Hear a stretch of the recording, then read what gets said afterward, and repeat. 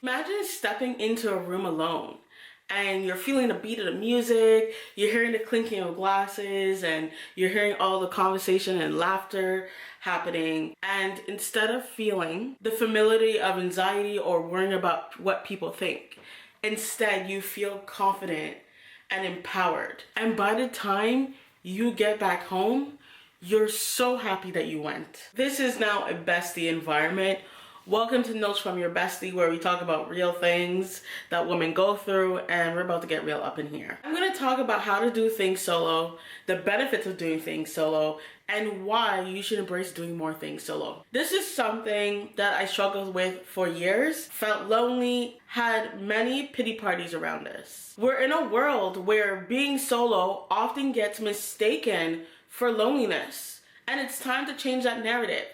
I don't know if you have, but I spent too much time suffering because I was solo at the time and didn't understand how to navigate being solo, and automatically suffered in loneliness. Solo time can be an opportunity for personal growth, self-discovery, and forging personal connections. We're gonna have some research to back this thing up. Stick with this video till the end and replay this video every time you hesitate about doing things alone. It's time to break the chains of societal expectations and learn how to grow and embrace doing things by yourself and not feeling ashamed by it. This is for you, baby. Doing things solo can be one of the most therapeutic things you do that feels like self-care. Just simply being in your own presence. Remove that belief that you require a companion to enjoy those moments. Doing things by yourself doesn't mean that you shouldn't be making friends. You need friends no matter how much you tell yourself, I can't deal with people. I don't need friends. I can do everything by myself. Right friendships can in fact enrich your life. But I believe the type of friendships you cultivate stems from the amount of time that you spend with yourself. It always goes back to that. If you're insecure, have been let down many times, have low self-esteem, it's always gonna resurface in the relationships that you're trying to create and grow. You may even sabotage some relationships because you haven't dealt with yourself internally. Everything starts from there. When I wasn't enjoying my own company, I found it affected my platonic relationships. I was more needy and I didn't have the greatest expectations. And therefore, I always wanted to just give up quickly on any relationships I tried to cultivate. As soon as someone told me they couldn't meet up, what? I automatically thought the complete 180. Thought the friendship was done. I thought they just didn't like me, had no interest. And guess what happened? You would automatically start to remove yourself from that friendship, when in fact they're just telling you they can't meet up for that very day. The walls would go back up, and before you know it, you go back into that constant cycle of feeling like you're not good enough. Until you feel like you're good enough internally, friendships are going to be very hard, because you're always going to expect that person to validate the part that you feel like you're lacking in. You need to be intentional about making time for yourself. In this article by Jet Foundation, it actually said people are competing for your attention, and social media leads people to believe that they need to have a social life at all times, and it doesn't highlight doing things by yourself. Push yourself to do more things alone. If you don't plan, it's not going to happen, because there's always going to be outside forces fighting for your attention. And with the day and age that we're in, it's so easy to be distracted. There's always going to be something, whether that's bills, job, obligations, whatever. There's basically always someone or something fighting for your attention.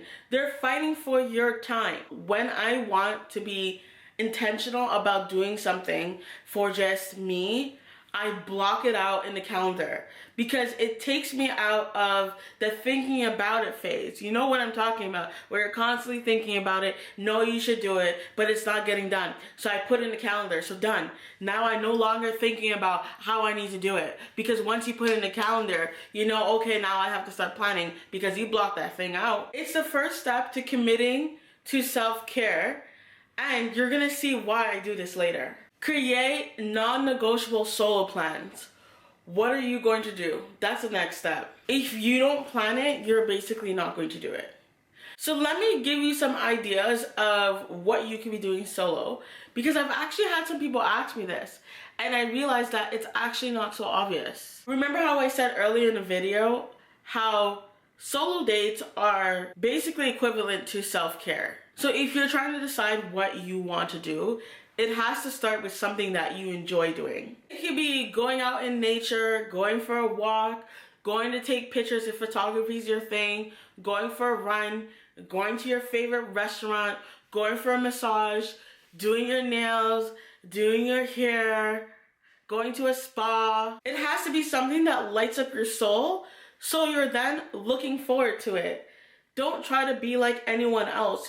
It's all about you and what you want to do. So the best advice I would give you if you're new at this is to start small and start by going for a brunch. It's the most easiest thing to do, because what I discovered, because I've done it too, is that there's less social pressure and you're least likely to see bigger groups of people, unless you go on like a Friday or Saturday. And what I found is you're gonna see a lot more people by themselves, usually during the day, because most people are doing other obligations, right? And so it's just easier to go to a brunch because you're gonna see other people doing what you're doing, and there's less people, which will relieve some of the pressures of the feeling of doing something by yourself. If you wanna take it up a notch, I would even say to go during the week. And if you have a 9 to 5, you can book that day off, baby, and dedicate it to you. But I even found that there's even less people if you go during the week. I highly suggest that you go in the daytime, not evening time, especially if you're new and you want to try this out. Another thing is that make sure you book an appointment. No walk-ins, because you're most likely not gonna go. Because what if you go and then they're like, well, we can't let you in, then everyone's watching. Just book the reservation so you know that you have that time booked, it's set, and you just have to walk in. Way easier. I recently took it upon myself to plan my own solo date for myself, and I went to the spaghetti factory. I absolutely did not feel like going anywhere on the day of, and I was actually thinking to myself, maybe I should cancel, blah blah blah. I was telling myself like I was not feeling it. It was just that day wasn't the best. But you know what kept me going and what motivated me is that I saw that I booked it in the calendar. So automatically that was a signal for me to keep that commitment to myself, because I already booked it in. I already booked a reservation. So it's done. I need to go. I'm basically treating it like if you booked with a friend right now to a restaurant and you knew it was one-on-one, it's very least likely that you would cancel on that person. You would get up and try to go if it was a person. So basically what you're practicing here is doing it for yourself. I'm sharing this especially to you because if you are new at this and you're not used to doing it, and I would arguably say for season, but I think it gets easier the more you do it. But especially if you're new at this, you're gonna get thoughts to cancel. You're gonna try to come up with every objection there is. It's way easier to stay home. That's the truth. Way easier to stay home and stay in your comfort zone, especially if you're battling loneliness. Your mind is gonna go there and be like, what's the point of going out? Because I have to go alone anyways, so therefore I'm gonna feel alone when I go outside. There's just something about getting outside of your home, changing your environment, and making that shift. Because you'll find that once you go outside and you do that very thing, it automatically takes your mind off of the things that you're worrying about, things that's not going well. It forces you to just be present and enjoy the moment. Adrian Allen, a psychologist, says that activities like walking and hiking has a lot of mental health benefits, and it may help shift attention away from internal feelings and thoughts about feeling lonely. And I thought this very true because by the time I got to the restaurant, I was enjoying the meal, I was enjoying the ambience, the environment, I was in the present, and I was so glad I went, and I felt like I got a refresh based on how I felt when I was at home. I was just glad I kept a promise to myself, plain and simple. Every time you keep a promise to yourself, it builds a sense of self-esteem, confidence, and self-acceptance. You appreciate more of who you are. Start doing both. Doing things solo and building connection. Balancing solo time while creating connection is key. It is the perfect match. Be surprised if the more happier and comfortable you are with doing things solo, the more you start attracting amazing people in your life. Here's something interesting that I found while I was researching. Every time I was trying to research doing things solo, it was always related back to loneliness. I believe that there's a big difference of being lonely and in genuinely enjoying your own company versus depending on friendships to make you happy. I do believe that the more happy you are, you'll tend to attract great people in your life because it goes from the inside out. I found that whenever I took action and did things while I was in a state of loneliness, I didn't attract the best friendships because I was in a desperate state. The more happier I was with myself, the easier it was to make friendships, and the more happier I was with everything around me, whether I did things by myself or with friends. Like, there wasn't a dependency on someone else making me happy. Looking at this chart that was published by a journal was very interesting because what they were doing is they were comparing people's happiness based on them being alone versus them having friendships. And for some countries, what I thought was interesting is there was sometimes maybe a 1% or 2% difference in terms of a person who had friendships being happier. What this told me is that it's possible to be alone because a lot of the percentages were very high, but you're obviously going to get that extra oomph, right? That extra spark from being in friendships, which makes a lot of sense because usually when you're around people, you're going to feed off of their energy, you're going to be laughing, and you're going to feel very happy and excited because you like each other. You're thriving in each other's environment, so that makes a lot of sense. How someone will be even more happier than when you're alone. Having friendship does help with your social life, and hands down, it could help with your mental health on top of doing things solo. But what I don't agree with is I don't believe there's a negative impact if you're doing things alone, and there's a proper balance of doing both if making connections. Doing things solo is not always a direct impact of someone being lonely because you can literally be thriving and feel so calm doing things by yourself. How do I deal with judgments from others when I'm doing things solo? A few years ago, around Christmas time when I wasn't very sociable, I wanted to really go to a Christmas festival in my area. And I remember being so nervous about it, and I literally had to contemplate, do I just stay home and basically be lonely and suffer, or do I go out my comfort zone and go to this festival that I really want to go to and just go by myself? I chose the latter. You know what was the biggest shocker for me? Is that when I went, no one was staring at me. Everyone was minding their own business.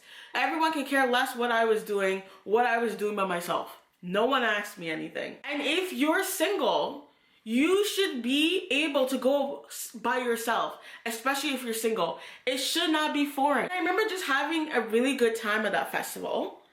And I think it was one of the most memorable moments in my life. And this is a story that I share over and over again, because it was the first time that I made a decision that I was not going to suffer and stay home because I didn't have someone to go with. I remember going home literally feeling empowered.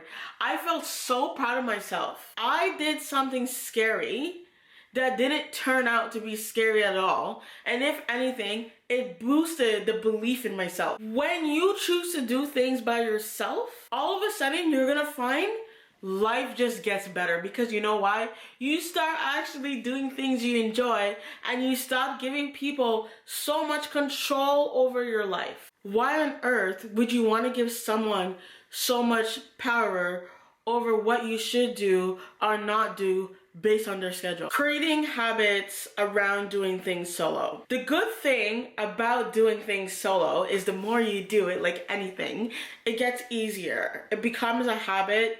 It doesn't become something that feels like an obstacle. Dedicate a day or time where you block it out so you do whatever you want to do. So this may look like every Thursdays between 2 and 4. This is blocked out, and so that's my time. Or it may look like every Saturday. That day is just for me. I only do whatever I want to do. These blocked out times can be for your passions. It could be for something that you've been wanting to do but you haven't. So maybe you've been wanting to bake a cake or do that recipe but you just never got the time. Like, use that time to do things that you just haven't made time to do that would really speak to your soul. That day for me is usually Saturdays. And so usually that day is whatever Nakia wants to do. So if I want to do client work, I do client work. If I just want to do something fun or do something that really feeds my passions, that's what I do.